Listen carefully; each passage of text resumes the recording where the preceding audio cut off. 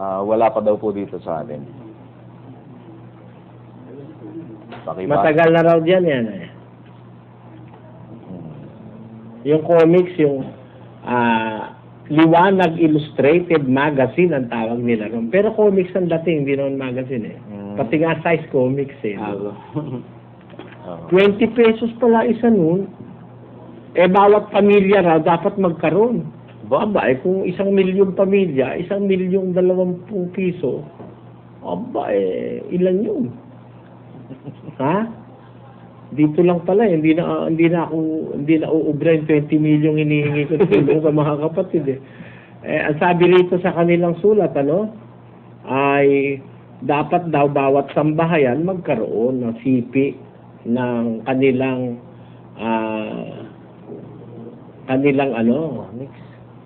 comics na ito. Brother Danny. Opo. At merong Malaki ang tubong comics, Brad Dan. oo naman. Kasi billion ang circulation yun eh. Pag ganyan, biro mo, bawat tahanan ng kanilang mga miyembro ang kanilang pagbebentahan, ba? Ayan. Ayan yung last paragraph na may nakaano, no? Kalagay dyan, maaaring ang iba sa inyo ay nais nang magkaroon ng sipi ng Liwanag Illustrated Magazine. Ito ay nagkakahalaga ng 20 piso bawat isa. Mayroon tayong ilang sipi ngayon upang gamitin sa pagpapakilala sa inyo.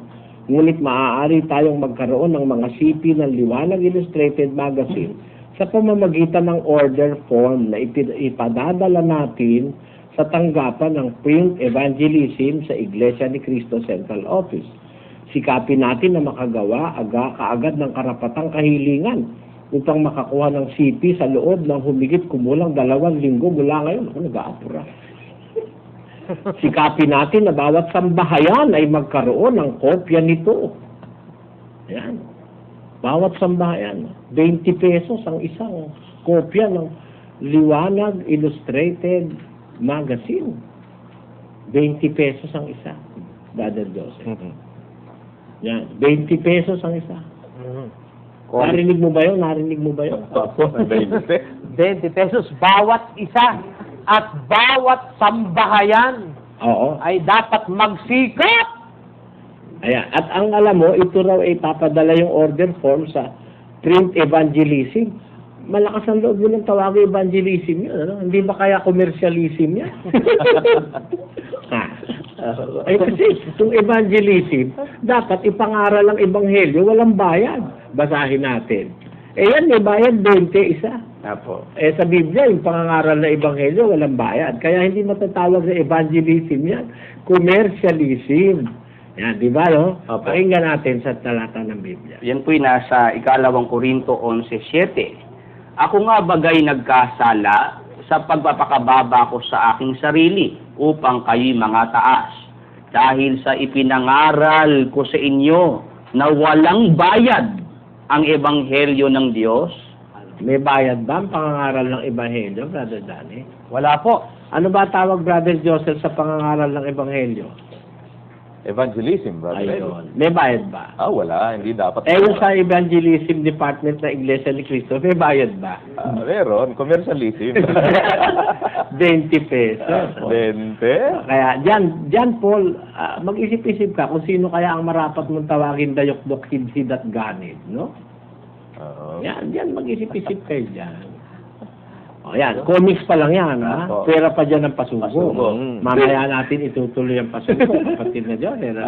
Pero puntahan muna natin yung sinasabi ni Brother Danny kanina. Yung sabi ko, paano mo gustong umpisahan natin yung topic na yan, ngayong suriin natin, Brother Danny? Ito po kanilang ginagawang mga hinihinging mga abulo yan sa kanilang mga miyembro na pinipilit nilang ikubli sa pamamagitan ng kanilang pagda-divert ng atensyon dito naman sa atin. Nasagot na po natin yung ating panig. Ang atin naman pong puntahan ay yung kanilang mga napakarami po nito, Brother Eling, mga abulo yan. Ito pala'y pati bata ay pinagtitipon pa nito dun sa construction. Oo. Teka muna. ipakita natin uli muna, Brother Danny, yung lahat ng akusasyong napakinood kanina, yung mahabang akusasyon nila na pinlay ninyo, pakita natin uli para sa mga ating late tuners. Gusto ko naririnig yung mga akusasyon sa akin. Sige. Sige po. At Play natin. Na ikaw ang hidhid, dayukdok, matakaw sa pera. Ganid pa. Hindi ba? Pagkat siya ang numero 1, matakaw sa pera. Ganid na, hidhid pa. Pambihira naman, pati pala sa programa, dayukdok ka eh. Bakit? Programa namin ito eh. Dayukdok talaga, ganid eh, no? Oo. Sa programa. Pasensya na kayo, mga kaibigan. Opo. Hinostage niya yung kanyang mga miyembro at in-extort pa. Ano ba yung extort? Kinutongan. Kaya, hindi lang hid-hid ito eh. Hindi lang ganid. Nangungutong ka pa. Di ba? Hindi ka lang pala ganid, hid-hid. At mangho-hostage. Mangungutong pa. Kurakot ka pa. Mangungurakot, ano? Hindi ka tunay na mangangaral. Ikaw ay hid-hid. Ikaw ay ganid. Kurakot. Kaya gaano po ba katindi kung mangurakot itong punong ito mula doon sa kanyang miyembro? Nako. Napakatindi pong mangurakot niyan. Napakatindi po. Mga kaibigan at mga mahal na sumusubaybay. Ang tindi pala ng punong yun. Daig pa nito yung lintang dayukdok eh. Ano ho ba yung lintang dayukdok? Linta lang yung linta kasi, pagka sumisip-sip, no? Opo. Pagka wala nang masip-sip doon sa kanyang sinisip-sipan, Aalis na. aalis na. Ito wala nang masip-sip eh. Sipin po ninyo, Balik pa ng balik. balik pa ng balik. Oo. Hanggat may mahuhut-hut pala itong punong ito, talaga namang hindi titigil at babalik-balikan yung miyembro niya. Kawawa naman. Dayukdok talaga, no po? Said na nga. Kawawa naman itong magkabarkada ito. Siya ang Brother Joseph. nangunguba sa kanyang mga miyembro. Hindi lang kinukuba ang miyembro niya eh. Ano po ho? Nilulumpo. Lumpo na nga na hindi makalakad. Tinutuntungan. Oo. Yung pong mangangaral na yun, na ang sentral ay nasa apalit, hindi ho tunay na mangangaral yun.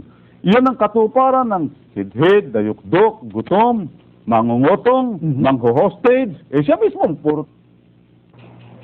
Nakakaawa itong magkarbarkadan to, Brother Danny. bakit po?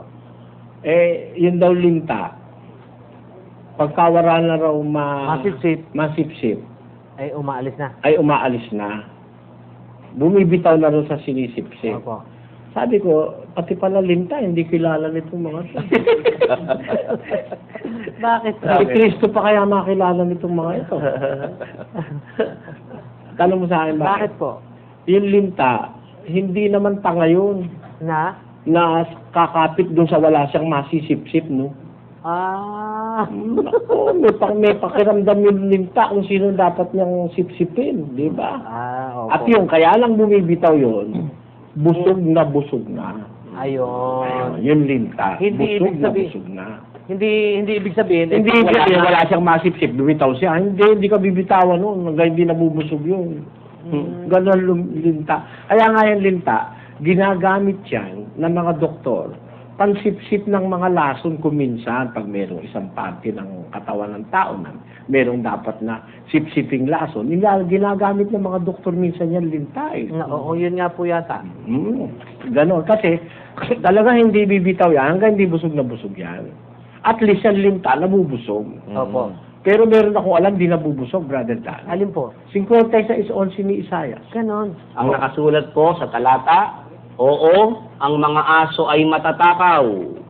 Sila'y kailanman ay walang kabusugan. Sino yan? At ang mga ito ay mga pastor na hindi nakakaunawa. Hindi nga nakakaunawa dahil linta lang hindi kilala eh.